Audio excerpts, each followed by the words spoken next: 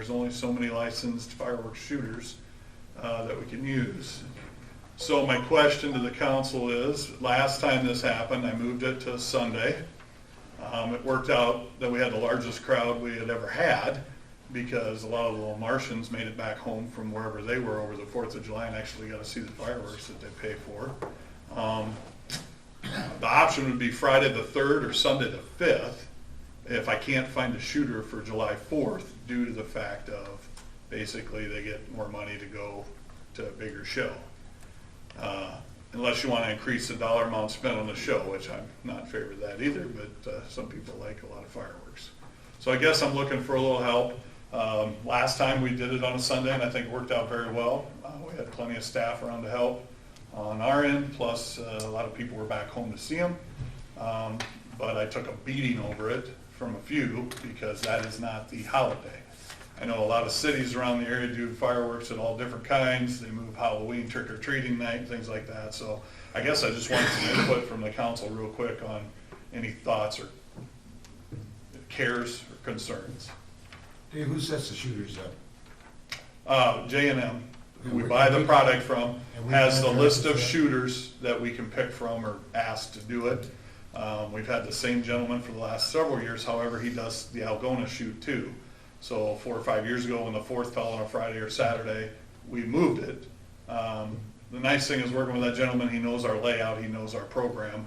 He brings it all in a trailer. It's really self-contained. There's not a lot of cleanup left over the next day for us, and my staff and Public Works helps out greatly with that program as well. So, have you communicated with the J&M or the shooter at all? Yes, No. and that's the problem we're running into. So they've notified you already? Yeah. I actually was gonna ask this question when we approved that. I wondered about that because I didn't look at the 3-year layout, but I also took some pretty heated phone calls for moving it to the 5th. And it was beyond our control, Clark. I mean, that was one of those deals, we can't find a licensed shooter. We either do it the 3rd or the 5th, you know. I think we have a reasonably enough accent or reason for why we want to do this. You taking heat doesn't bother me. Well, I get that like you guys do all the time, you know, and it is, we try to do the best we can for the community, and the thing is, we have a $9,000 show, and because of the 3-year contracts that you guys signed, we get 15% or so discount, so this year we're gonna actually end up with $11,280 some fireworks show for our $9 grand, so we're doing real well.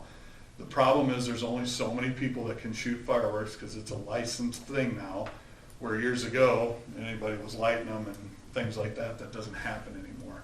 And this company we go with does a real good job of background check and making sure those people are trained and things like that. Now, I can keep searching and see if I can grab somebody, which I'll do, but worst case scenario, I just wanted input from you guys on what you thought. What's our new ordinance?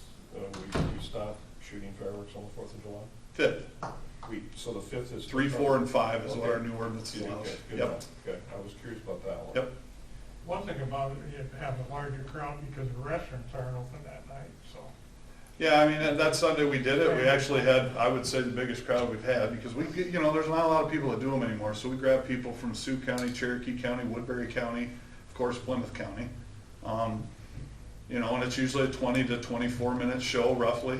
It's a nice little deal, and we get a good crowd out there and things like that. It's just, every so often, we're gonna run into this where, you know, the shows that are 90,000 or 100,000 are gonna attract those shooters, and they need multiple shooters because it's a larger display. We're talking about a 1-year deal. That's this year. Next year, Right. July 4th isn't on a weekend, it's no problem. Right. But, you know, you're gonna run into this every so often, Understand that. every 4 years or so. If we have to, Dave, I'd rather see it on the 5th than the 3rd. And normally the 5th is our rain date. Yeah. So if for some reason we'd have severe weather on the 4th, normally every year, we automatically go to the But 5th. I'd rather have them after, before they go to the 4th of July, after the 5th. rather And that, you know, that's up, I guess, whatever you guys want And another thing that's direct me changed to too is do. last time it happened, it was illegal to shoot fireworks in town Right, privately. right, And now they can do that. on their own. Let's give it a couple weeks and tell you what we think. Do we hear from a few people? You keep looking. Okay, yeah, I'll keep looking. Yeah. And in a couple weeks, I might be able to come back and say, hey, I found a guy for the 4th. I kinda hate to just say right now. Right, and I'm fine with that. I wanted to throw it out there, so, Glad you brought You it up. wanted to catch us off guard, that's what you wanted. no, I just, it didn't catch me, so to speak, off guard, but I knew it was coming. I actually had the Yeah. discussion with Jason, so thought we'd better mention it to council. Thank you. Okay, Jason, back to you. Who's going first, Shirley? Annual reports.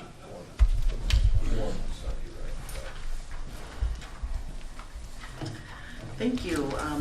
You all have a packet that has the library annual report in it. The executive summary is that front sheet that most of my comments will be based on that. One of the things that I would like to point out this year is that we did have an exceptional year at the library. We had record registration for our programs. Most specifically, our summer reading program had great registration. When we do a registration program, we also send out a survey, and I included all those surveys in your report. One of the things we ask people, do you think the library and library programs enhance the quality of life in Lamar's? And we're really heartened that almost 100% say the highest score. We give them a score 1 to 3, and they pick 3. They say yes, very much. It does enhance the quality of life for them here in Lamar's. There's a lot of other comments in there that speak highly of the staff at the library. Lisa, Shannon, Wakina, Shay, a lot of good people over there doing a lot of good things. Also, I wanted to point out that one of our trends that I'm most happy about is that our circulation continues to increase. Even though the national trend is that circulation of physical items at libraries has been decreasing over the years, at Lamar's it has been going up. And there's a lot of reasons for that. I know part of it is that we have a new and exciting building for people to come in. But it also just can't be done with just a building. We have to have materials, we have to have services, we have to have excellent staff. So I do want to thank the City Council for always being behind us. We can't do it without a budget. We can't do it without a great looking building, and we've relied on you for that over the last several years. On the back of that executive summary, there are some pie charts that talk about different, where the funding is coming from, what is circulating. Definitely we see increases in e-resources, but nothing even comes close to touching the picking up books and checking out books.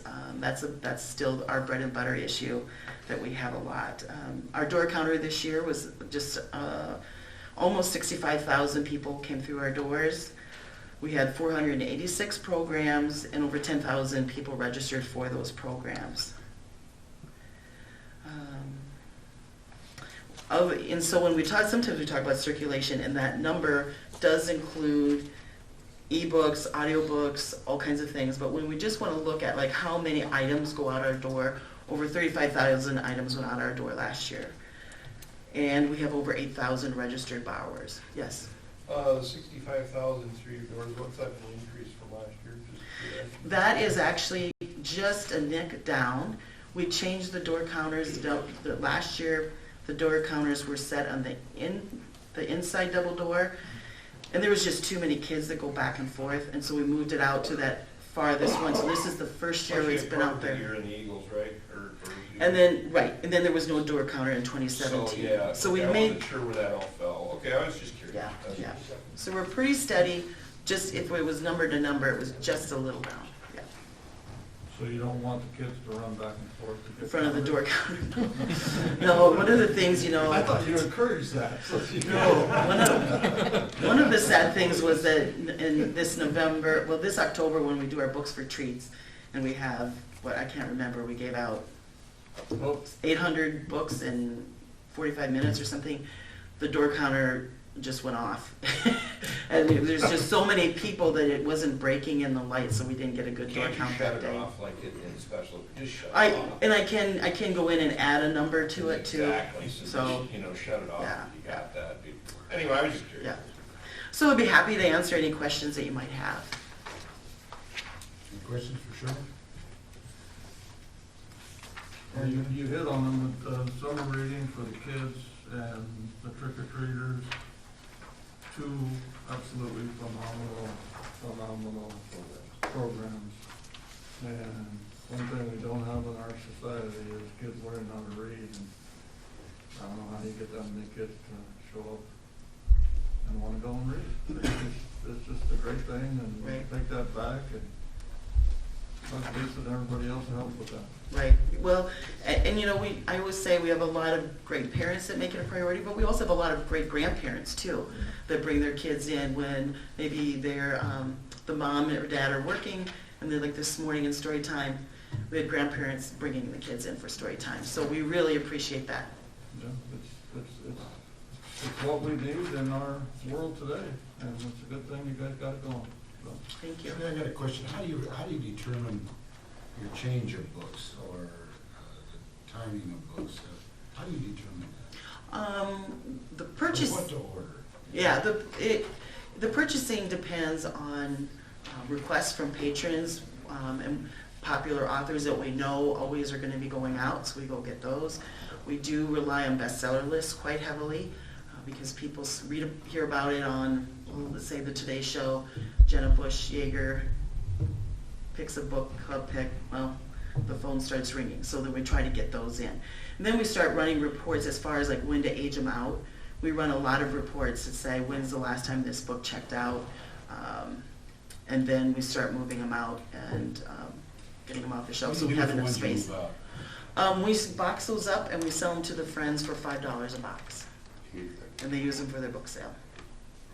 Because as a public entity, you can either give things to another tax-supported agency, or you can sell things, or you can throw things away. So, yeah, so that's, work with the friends on that. Any other questions for Sean? Thank you very All kindly, right, Sean. thank you. Appreciate it. Okay, back to you, Jason. Is Rich, water?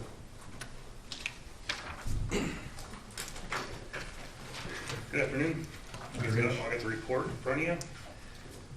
First part of the report goes through and names who all works in the water department, how many years of service they have. I'm happy to say that all of my guys have their grade 2 or higher grade level, except for Justin Ferks. He is not, in March, he will be able to take his test, and he is already applied to do that, so first part of March, he'll be taking his test, get that done. And I don't know if you all know, but in order to make a decision in the treatment plant or the distribution system, you have to have a grade 2 or larger, or you have to get the okay from someone who does. So that grade 2 is a very important thing to have. So all the guys at one have it. So some important, or some interesting facts, I guess. We produced 1 billion, 12 million gallons last year. 58 million, that was for backwash, which is 5.8%. And then the numbers below that basically say where that water went, and we have non-accountable gallons of 1.1%. Anything below 5% is considered really good. So I think we're doing a very good job of keeping control of where that unused water is going. Next page is some work, different things we've done for work in that. Halfway down is the water leaks. Last year we had 14. That was twice as many as we had the year before. This year so far we've had 4. We've been doing a leak detection last week. We have 3 more water leaks that are not coming up to the top of the ground right now. We are in the process, this Thursday we have a company coming in to do some leak detection for us to find those. Because it's kind of hard to find water when they come top of the ground. And this day and age with directional boring, it's getting harder and harder. Of them 14 water leaks we had last year, 7 of them did not come up to the top of the ground where the water leak was. We chase them for blocks sometimes. So we're trying to eliminate that by getting this company to come in, demonstrate this piece of equipment for us. If it is what they say it is, the extra concrete. right? Well, the extra concrete that we took out on Plymouth Street because of where we thought it was is about the same cost as this piece of equipment. Right. It's already talking about the budget? Well, gotta prime you guys. But that's happening Thursday. Hopefully some leaks are getting fixed. Service taps, last year, we did twice as many as the year before. That is a lot of, in part for the main replacement, or not replacement, elimination of the 4-inch on Central. Moving that over to 8-inch, so that, because we had like 26 taps last year, we had 50 this year. Call-outs are actually down 8 from the year before, which is good. Things are running more smoothly, so that's good. That's not saying that next year won't, but this year it was down. Our average gallons per day is 2.6 million. That's down about 86,000 from the previous year. A lot of that has to do with the fact that we had a wet summer. Not as many lawn sprinklers running. Okay, project's completed. The water tower got painted. That was a really good thing. It was in need. They did, McGuire Iron painted it. They did an awesome job. We eliminated 5 blocks of 4-inch main, moved the services over to the 8-inch for the white topping project, hopefully this summer. I don't know if it's gonna happen for sure, but that's what the plan was. You'll see in the budget too, I got 2 more blocks for this next summer for the same thing. We gave tours to the Lamar's chemistry class this last year. 160 kids came through. We had a couple kids show interest in wanting to become water workers after doing that. We actually gave job shadowing to a Lamar's community kid that he's going into engineering more so, but he wanted to learn a little bit more about that process. So we opened up some eyes to some people that they, some things that they didn't see before, which is a good thing. We've also given tours of Kiwanis and the Cub Scouts, and anybody who wants a tour, I would gladly give them one. I think the more people know about the water department, what we do, the better off it is. We put 16 inches of sand in one of our filters. Our filters have 32 inches of sand. We had one filter that the sand, over the 14 years, with air washes and that, I think it got sent out to the waste. So now we have, every year we drain down all the water in the filters, measure the filters, the sand depth, and also take a sample of that filter to make sure the life expectancy of this sand is like 20 years. Well, we're in year 15. I'm happy to say that the sand in the filters right now look as good as the new sand we put in. We put them underneath the microscope, and the sand looks really well. So we will get more years than 20 out of them. But we do that every year now. Just a history of what the sand looks like, the depth of it, so we get a top of this thing, take care of it before we lose 16 inches. You guys let me purchase an easy valve insertion tool last year. We went in partnership with utility equipment for hire for other towns. We have done 12 easy valves for other towns. We paid for 30% of that piece of equipment already. And that took 5.5 days, 2 guys, a total of 5.5 days to do that. That's how much time they took to go do the different jobs. So they contact you when they need it? We are hired from a utility equipment company. So they contact utility equipment, they're the ones who sell the valves. They hire us to do the job, to do the insertion. So we don't do it for towns, we do it for them. And I think, if I remember correctly, one town already is down for 7 more next year. So. Your 33% already paid for it, does that include what you've saved in your own? No. If you figure that in, it's about 48%. Okay. Yeah, if you figure, because we put in, Right. what did we put, 6 valves in ourselves? 6 or 8, I can't remember. 6? Okay. If you figured in what we saved in buying, or the portion that we'd have to pay to have someone else put it in there, we're at 48%. So we're at 50%? Pretty close, yeah. That's good. Yep. Good move. And it saved time. I mean, the other piece of it we had took 5 hours to do the same thing that this takes 1.5 hours to do. And once we get it down really good, it'll be an hour. So yeah, it was a very good move. Midwest Alarms came and they put new cameras. Our cameras are 15 years old. You could barely see what was on them. They replaced them, and then they updated our software for our door locks, and also put all of our doors on one software system. They were in 2 separate ones, and got that all put together. They did a great job.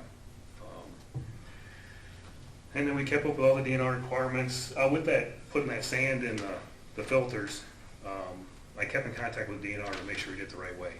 because there's bacteria, you gotta check for and all that other stuff. So, doing this process, I kept in touch with them to make sure that we were doing the right thing, the right way.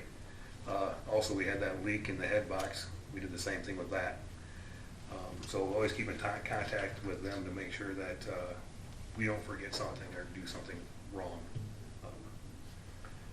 So, and there's a whole other list of things we've done on that. Does anybody have any questions about projects we've done? Yeah, I wanted to share a story. I had a gentleman that had the water department, needed some help. He said about 10:30 on an evening, when it was 20 below zero in early January, all of a sudden he didn't have any water in the house. So, who do you call? Dave. Let's call Dave. He's the fire chief. He can get you out there. So Dave goes out there to this guy's house in like 10 minutes, and the guy right behind him is from the water department. And they got his water turned back on within like 2 hours or 3 hours in below zero temperature, the kind that nobody would want to be out. He remembers it because he watched him through the inside of his house because he wasn't going to go out there.